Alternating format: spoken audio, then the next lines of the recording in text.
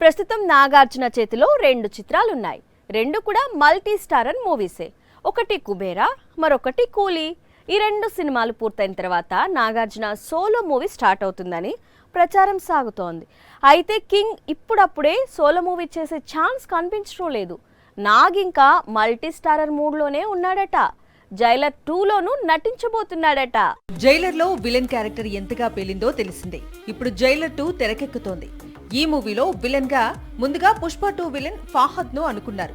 కానీ ఇప్పుడు ఆ ఛాన్స్ నాగార్జున అందుకున్నారట. సూపర్ స్టార్ రజనీకాంత్ నటిస్తున్న లేటెస్ట్ మల్టీ స్టారర్ కూలీలో ఆల్రెడీ నాగార్జున నటిస్తున్నాడు.